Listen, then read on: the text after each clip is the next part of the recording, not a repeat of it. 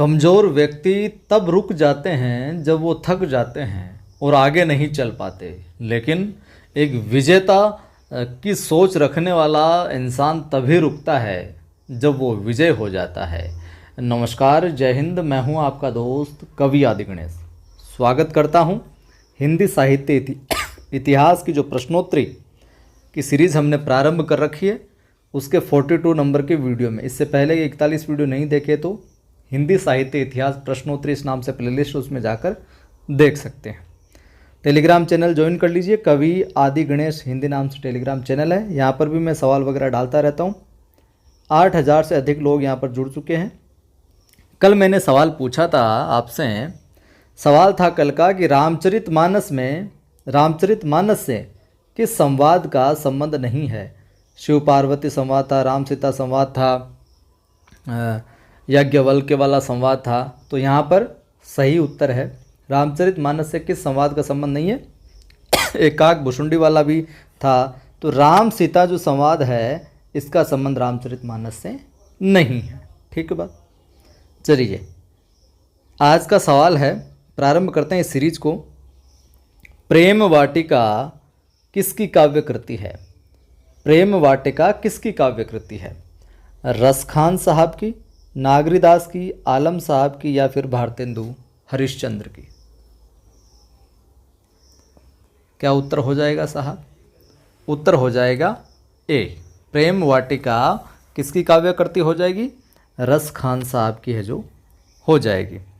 तो समय अगर पूछ लिया जाए तो ध्यान में रखना, लगभग 1614 ईस्वी के तकरीबन मिलता है। और इसमें क्या है, जो राधा कृष्ण है अपने, राधा कृष्ण जो है इनको मालिन और माली, प्रेम वाटिका के अंदर राधा कृष्ण जो है अपने उनको मालिन और माली मानकर प्रेमोद्योग का वर्णन है जो किया गया है। और रस खान साहब का मूल नाम आपको पता ही है क्या? सैयद इब्राहिम मिलता है। ठीक है बात। चलिए ये हो गया रस खान साहब का। आलम के विषय में हम देखें कि आलम साहब को ना थोड़ी थोड़ी जानकारी लेते चलते हैं सबकी।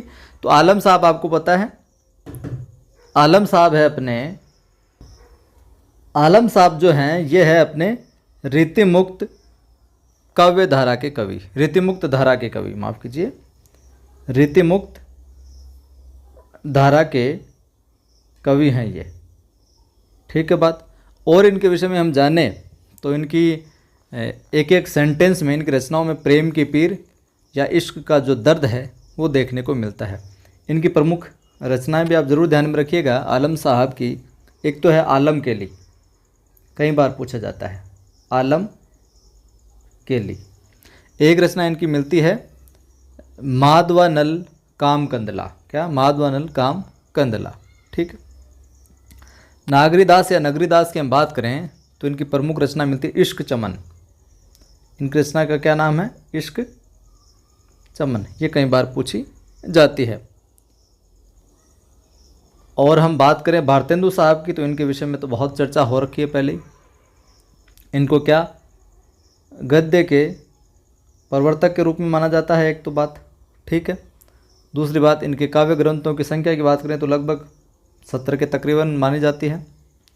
प्रमुख काव्य संग्रह है इनके कार्तिक स्नान, प्रेम सरोवर बहुत सारे हैं वैसे, प्रेम सरोवर, प्रेम माधुरी, और बात करें वर्षा विनोद,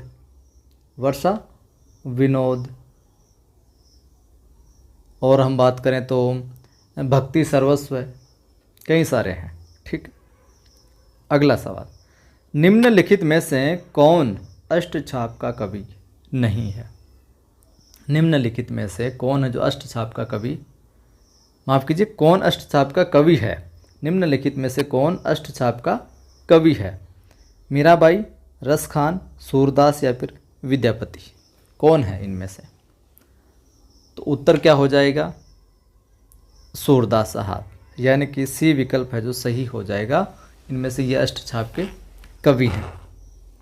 रामचंद्र शुक्ल ने अपने हिंदी साहित्य का जो इतिहास है उसके अंदर कृष्ण भक्ति शाखा के कवियों का जो सही अनुक्रम है जो प्रस्तुत किया है, जो अष्टचाप कवि हैं उनका, तो मैं यहाँ पर थोड़ा सा लिख देता हूँ, ध्यान में रखिएगा आप।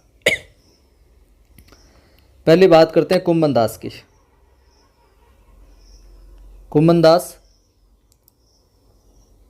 1468 से 1583 के तकरीबन, ये इनका अगर जन्म काल पूछ लिया जाए तो ध्यान में रखना आप, ठीक है।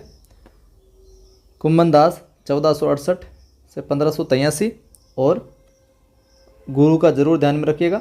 अष्टचाप के 4 का गुरु अलग थे, 4 के अलग थे, तो इनके कौन थे? बल्बाचार्य अपने, ठीक है, बल्बाचार्य। कुम्भन दास के बाद में आता है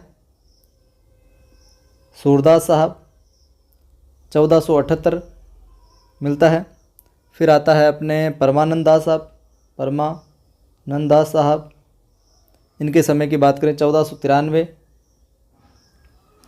इनके भी गुरु यही हैं। फिर इनके बाद में हम लें तो कृष्णदास, कृष्णदास समय की बात करें तो इनके 1496, और इनके भी गुरु यही हैं, ठीक है बात। तो कुम्भन दास, सूरदास, परमानंद दास और कृष्णदास, कौन गुरु? वल्लभाचार्य। 1468, 1478, 1493, 1496 ये इनका जन्म वर्ष हो गया। फिर इसके बाद में हम बात करें, इसके बाद में आते हैं अपने कौन? गोविंद स्वामी। गोविंद स्वामी आते हैं, इनकी बात कीजिए 1505। इसके बाद में लेते हैं हम क्षेत्र स्वामी को, इनके समय की बात करें क्षेत्र स्वामी साहब के तो 1515। इसके बाद में हम बात करें चतुर्भुज दास, चतुर्भुज दास जी की बात करें हम तो 1530, और इन सब के गुरु कौन है? अपने विठल नाथ साहब, विठल नाथ जी। और चतुर्भुज दास के बाद में एक आते हैं अपने कौन? यहाँ लिख रहा हूँ मैं, नंददास साहब, ठीक है। और इनका समय हो जाएगा आपके नंददास साहब का 1533, ठीक है। तो और इनके भी गुरु, इन चारों के है गुरु विठलनाथ और ऊपर वाले के वल्लभाचार्य। तो कुम्भन दास, सूरदास, परमानंद दास, कृष्णदास, गोविंद स्वामी, चित्त स्वामी, चतुर्भुज दास और नंददास, ये अष्टचाप के कवि हैं साहब। चलिए अगला सवाल देखिए, निम्नलिखित में से कौन सा कवि कृष्ण भक्ति धारा के कवियों में शामिल नहीं है? कौन सा कवि है जो कृष्ण भक्ति धारा के कवियों में शामिल नहीं है? नाभादास, नंददास, हरिदास, ध्रुवदास।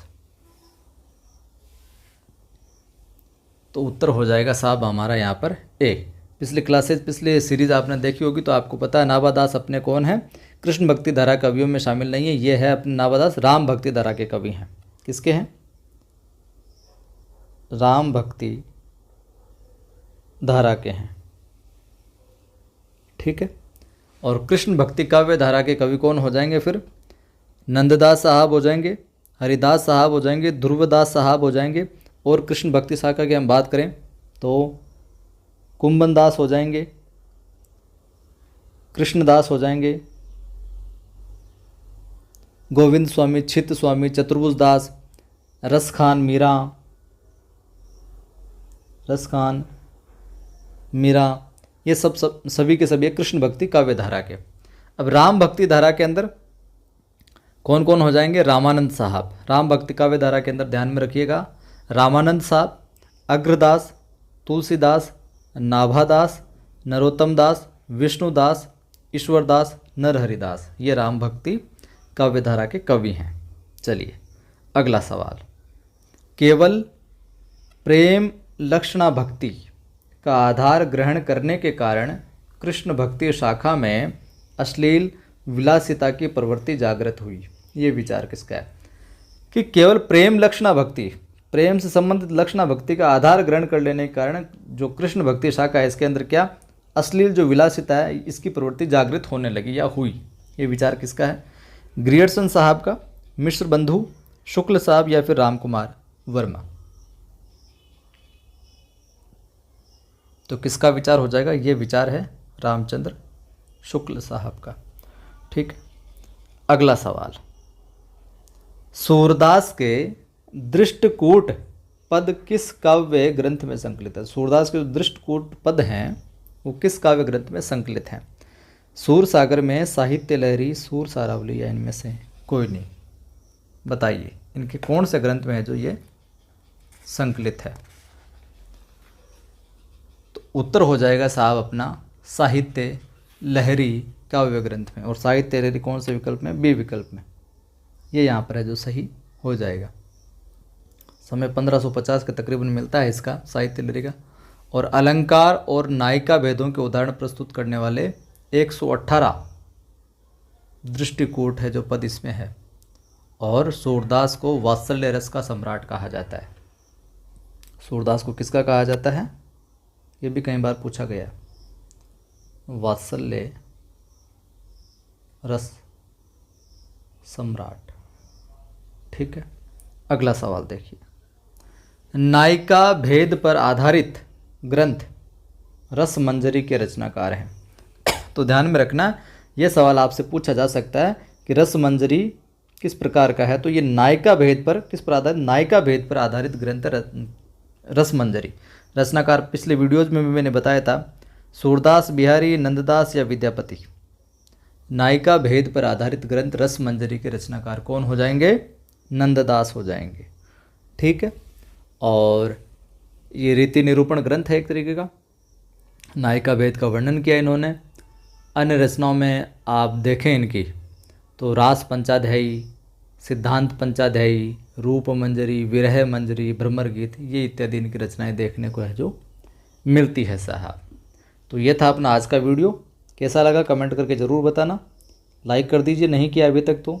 सभी ग्रुप में सभी दोस्तों को ज़रूर शेयर करें ताकि वो भी जुड़कर लाभ ले सके और अपना ये परिवार चैनल भी आगे बढ़ सके। पहली बार जो भी देख रहे हैं वो चैनल को सब्सक्राइब कर लें, घंटी वाले निशान पर क्लिक कर लें ताकि हर वीडियो की सूचना मिलती रहे। 3 बजे वाली क्लास आपने नहीं देखी, रस निष्पत्ति का सेकंड पार्ट यानी कि रस निष्पत्ति टॉपिक को कंप्लीट कर दिया। कल हम देखेंगे साधारणीकरण को। टेलीग्राम चैनल जिन्होंने नहीं ज्वाइन किया कर लीजिए। कवि आदिगणेश हिंदी नाम से टेलीग्राम चैनल जिस पर 8000 से अधिक लोग जुड़ चुके हैं। यहाँ पर भी मैं सवाल वगैरह, सूचना वगैरह डालता रहता हूँ। और पढ़ाई को लेकर आप दुविधा में है और लग रहा है कि यार डिमोटिव है, कैसे क्या तैयारी करें, तो मेरा दूसरा यूट्यूब चैनल है आदि की आवाज़। इस पर मैं मोटिवेशनल वीडियो डालता हूँ पढ़ाई से संबंधित। तो आप इस चैनल को ज़रूर सब्सक्राइब कीजिए। यहाँ पर भी आपको कुछ ना कुछ नया सीखने को मिलेगा। फिर मिलता